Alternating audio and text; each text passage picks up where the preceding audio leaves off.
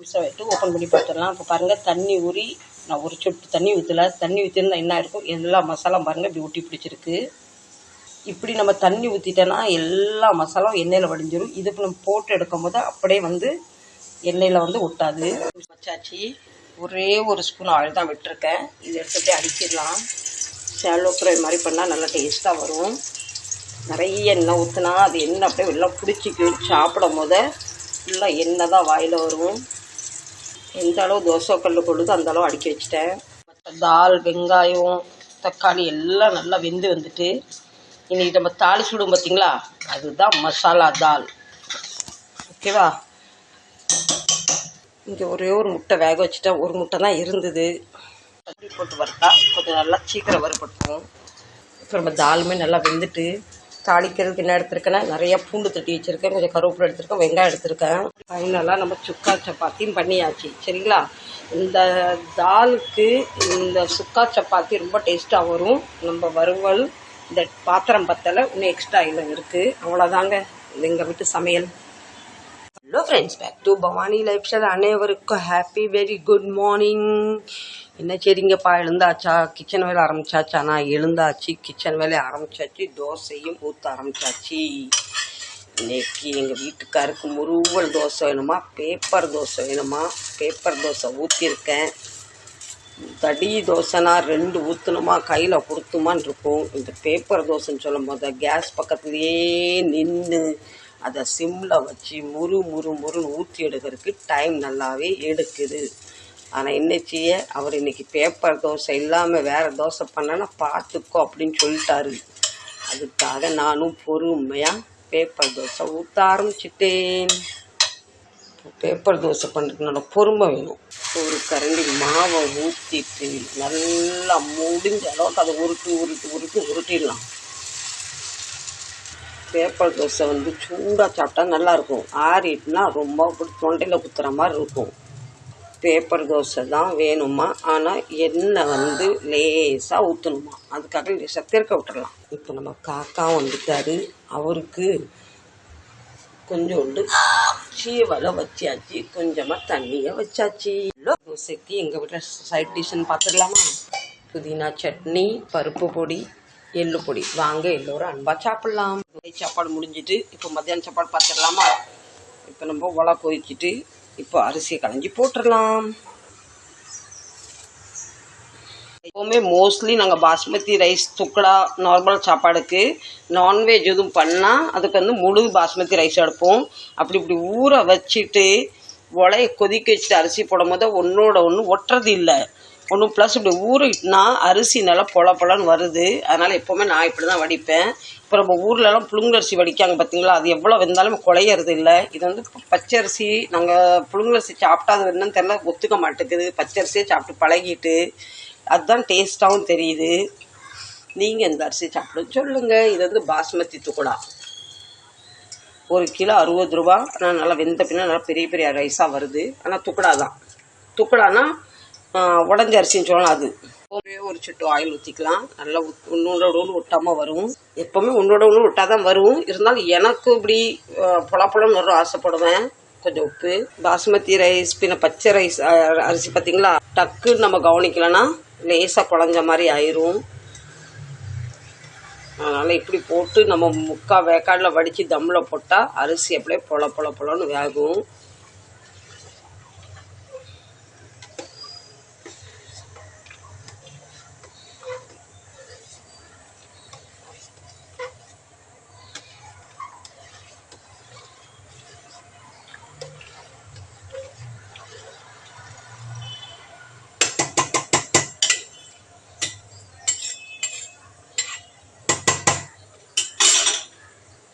எங்கள் அம்மா காலத்துலேருந்தே உலையை போட்ட உடனே இப்படி தொட்டு கும்பிடுற பழக்கம் உண்டு. ஆதியிலேருந்தே பழகிட்டும். இந்த அண்ணன் நமக்கு என்னைக்கு நம்ம வீட்டில் நிறைந்து வளரணும்னு சொல்லி தொட்டு கும்பிடுவோம் நாங்கள். நீங்கள் எப்படி சொல்லுங்கள்?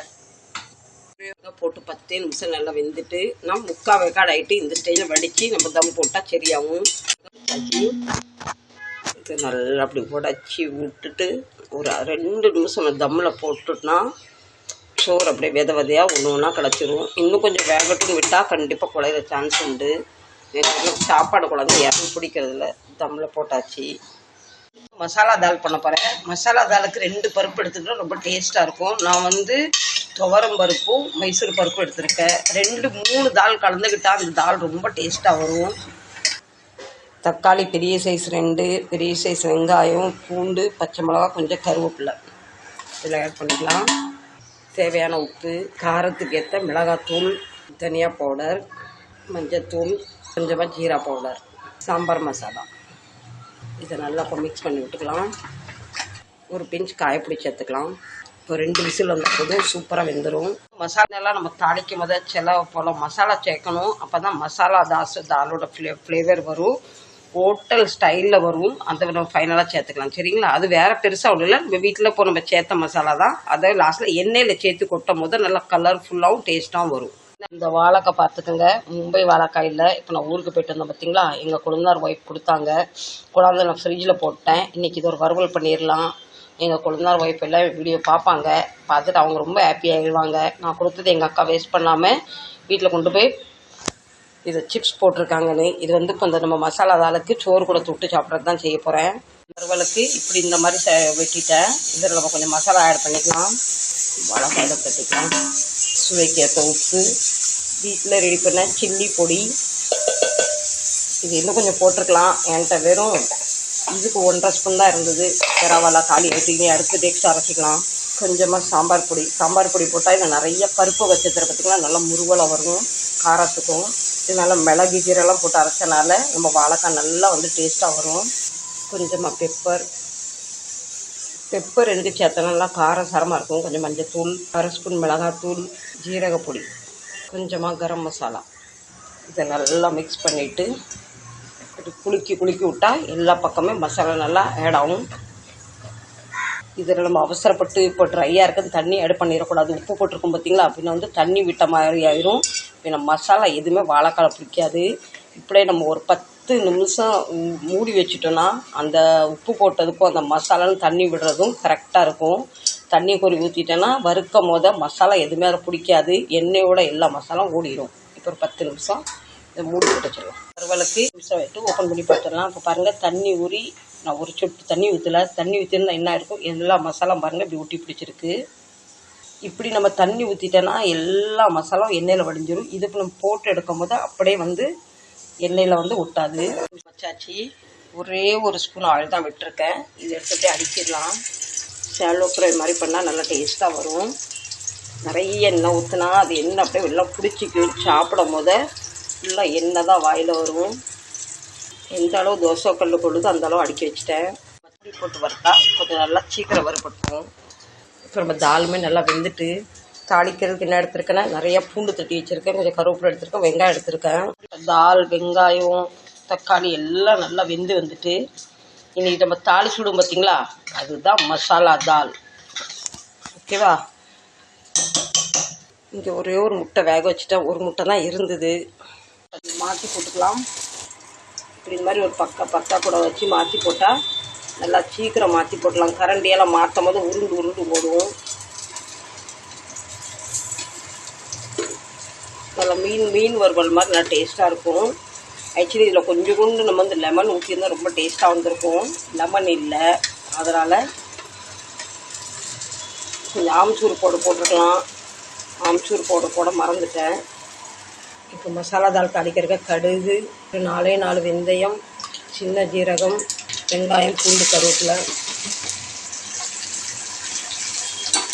இப்போ நம்ம வாழைக்காய் நல்லா ரோஸ்ட் ஆகிட்டு மெசேஜ் வேறு அடிக்கடி வந்து நம்மளை தொந்தரப்படுத்துது. இந்த வாழைக்காய் வந்து சாப்பாடு கூட ரொம்ப டேஸ்ட்டாக இருக்கும். சும்மாவே ஸ்நாக்ஸ் மாதிரி சாப்பிட்லாம்.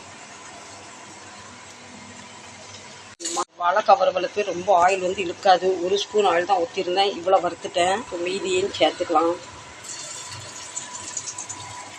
நல்லா ரோஸ்ட் ஆகிட்டு குழம்பு மிளகாத்தூள் 1 ஸ்பூன், காயப்பொடி தாராளமாக சேர்த்துக்கலாம். அப்போ தான் நல்லா மணமாக வரும்.